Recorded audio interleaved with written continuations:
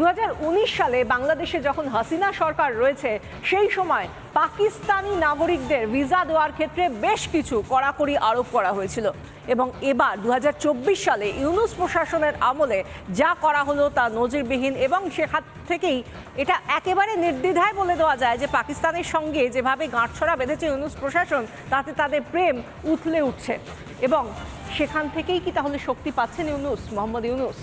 এই জায়গা থেকে যেটা করা হয়েছে মোহাম্মদ ইউনূস প্রশাসনে যেটা করা হয়েছে যে বিশ্বের যে কোনো জায়গা থেকে যদি কোনো পাকিস্তানি বংশোদ্ভূত পাকিস্তানি নাগরিক পাকিস্তান থেকে আসুক বা বিশ্বের অন্য যে কোনো জায়গা থেকে বাংলাদেশে ভিসা পেতে তাকে এতটুকুও সমস্যায় পড়তে হবে না, কারণ নিঃশর্তে বাংলাদেশ পাকিস্তানি নাগরিক পাকিস্তানি বংশোদ্ভূতকে ভিসা দেবে।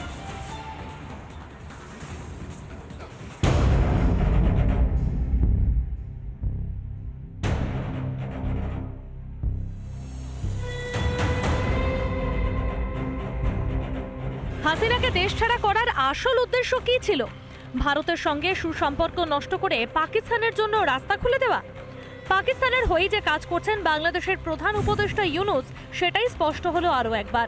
পাকিস্তানিদের জন্য বাংলাদেশের ভিসা পাওয়ার রাস্তা আরও সুগম করে দিল ইউনূস প্রশাসন।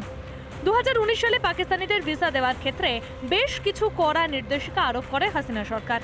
ক্ষমতা দখলের 5 মাসের মধ্যেই সেই নির্দেশকে পুরো উল্টে দিলেন মোহাম্মদ ইউনূস। সুরক্ষা সেবা বিভাগ ক্লিয়ারেন্স না দিলে পাকিস্তানিরা বাংলাদেশের ভিসা পাবে না।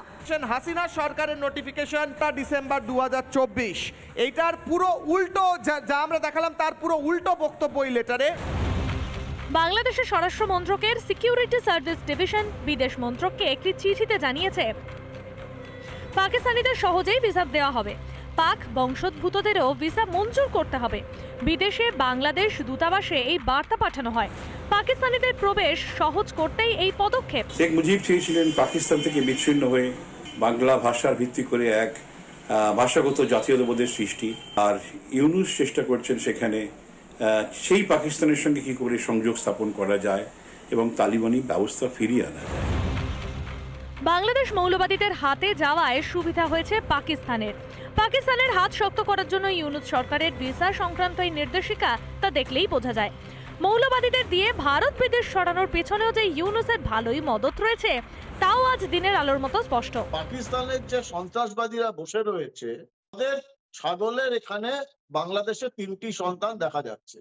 সব থেকে বড় সন্তান ইউনূস, দ্বিতীয় সন্তান তার আইনি উপদেষ্টা ডক্টর নজরুল এবং তৃতীয় সন্তান হচ্ছে জসিমউদ্দিন রহমানি। তবে এটা নিশ্চিন্ত থাকা যেতে পারে যে ছাগল এবং তার 3 সন্তানকে যথাযোগ্য সময়ে আমরা মুড়িয়ে দেব।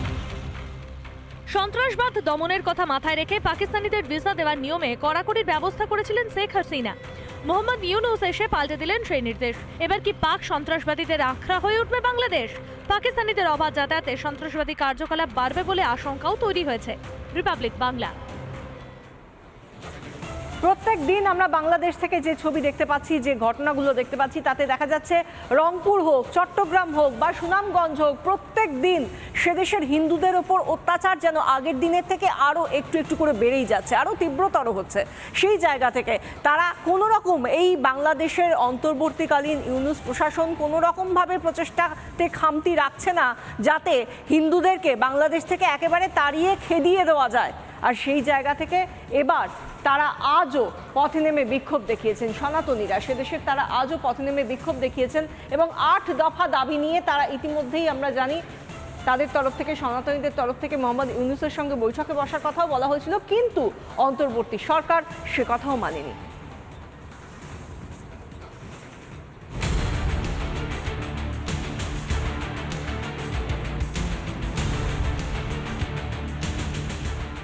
জ্বলছে বাংলাদেশ, নিরপরাধ চিন্ময় কৃষ্ণ প্রভুকে গ্রেফতারের প্রতিবাদে জ্বলে উঠেছে হিন্দু সমাজ।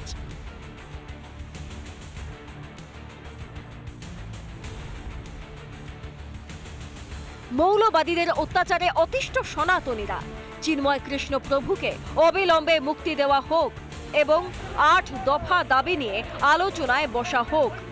বাংলাদেশের হিন্দু সমাজের এই দাবি ইউনূস প্রশাসনের কাছে পেশ করা হয়েছে। দাবি পেশ বাংলাদেশের সম্মিলিত সনাতনী জাগরণ জোটের। ইউনূস ভয় পেয়েছে, আর ভয় পেয়েছে বলেই পদে পদে সনাতনীদের অত্যাচারের ডিগ্রি সে ক্রমশ বাড়িয়ে দিচ্ছে। প্রতি মুহূর্তে সেখানে যেভাবে রক্ত লাঞ্ছিত করা হচ্ছে হিন্দুকে, তার বিরুদ্ধে আমরা যদি এককাট্টা না হই তাহলে আগামী দিন অত্যন্ত কঠিন আসছে। 8 দফা দাবি মেনে নিলে আন্দোলন বন্ধের বার্তা দিয়েছে সনাতনী জাগরণ জোট।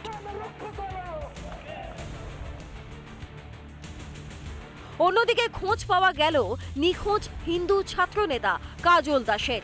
মিথ্যে মামলায় ফাঁসানো হয়েছে তাকে। হিন্দুদের ওপর যে মিথ্যে মামলা চাপানো হচ্ছে তার জ্বলন্ত উদাহরণ কাজল দাস। ধর্মের কুসংস্কারকে দূরীভূত করে যদি আমি এক করতে যাই তাহলে আমাকে সাম্প্রদায়িক যদি বলা হয়, আমি 1000 বার সাম্প্রদায়িক হতে রাজি আছি, আমি 1000 বার মাথা দিতে রাজি আছি। সুনামগঞ্জে হিন্দুদের ওপর হামলার প্রতিবাদ, জগন্নাথ হলে হিন্দু ছাত্রদের প্রতিবাদ, ঢাকা বিশ্ববিদ্যালয়ের শিক্ষার্থীদের প্রতিবাদ, বাংলাদেশের রাজপথে হিন্দু গর্জন, মাটি কামড়ে প্রতিবাদ চালাচ্ছে হিন্দুরা। এদিকে সুনামগঞ্জে ধর্ম অবমাননার অভিযোগ তুলে হিন্দু সম্প্রদায়ের বাড়িঘর, মন্দির ভাঙচুরের প্রতিবাদে ঢাকা বিশ্ববিদ্যালয়ের সামনে প্রতিবাদ মিছিল করে সনাতনীরা। বুধবার বাংলাদেশের রাজনৈতিক দলগুলোর সঙ্গে বৈঠক করেন মোহাম্মদ ইউনূস। ইতিমধ্যেই এই বৈঠক নিয়ে প্রশ্ন উঠছে বাংলাদেশে। 8% হিন্দু জনসংখ্যার একজনও নেই কেন বৈঠকে? তাহলে কি হিন্দুদের মানুষ মনে করেন না ইউনূস? রিপাবলিক বাংলা। পদ্মা পারে যখন প্রত্যেক দিন হিন্দুদের উপর লাগাতার যেভাবে অত্যাচার চলছে, হিন্দু নিধন যজ্ঞ চলছে, সেই জায়গা থেকে এপার বাংলাতেও সনাতনী যারা তারা প্রতিবাদ বিক্ষোভে সামিল হচ্ছেন প্রত্যেক দিন। আজ কলকাতা শহরের রানী রাসমণি এভিনিউতে আমরা যে ছবি দেখতে পেলাম, সেখানে 50টিরও বেশি হিন্দু সনাতনী সংগঠন তাদের তরফ থেকে একটি অরাজনৈতিক বিক্ষোভ সমাবেশ করা হলো। সেখানে রাজনৈতিক পতাকা ছাড়াই উপস্থিত ছিলেন এই সনাতনীদের পাশে দাঁড়িয়েছেন রাজ্যের বিরোধী দলনেতা শুভেন্দু অধিকারী।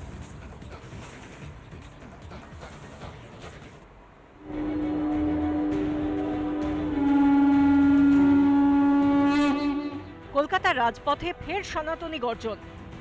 বাংলাদেশের হিন্দুদের জন্য রাস্তায় নামল সনাতনীরা। আদালতের অনুমতি নিয়ে বৃহস্পতিবার রানী রাসমণি এভিনিউতে 50টিরও বেশি হিন্দু সংগঠন। আজকে রানী রাসমণি থেকে প্রথমে পুলিশের অনুমতি পাওয়া যায়নি, শেষে হাইকোর্ট পর্যন্ত জল গড়ায় এবং হাইকোর্টের অনুমতি নিয়ে আজকের এই সভা। নানা ধরনের কন্টেন্ট দেখার জন্য লাইক করুন, শেয়ার করুন আমাদের ফেসবুক পেজ, সাবস্ক্রাইব করুন আমাদের ইউটিউব চ্যানেল। পাশাপাশি অন্যান্য ব্রেকিং নিউজের জন্য অবশ্যই চোখ রাখুন রিপাবলিক বাংলায়।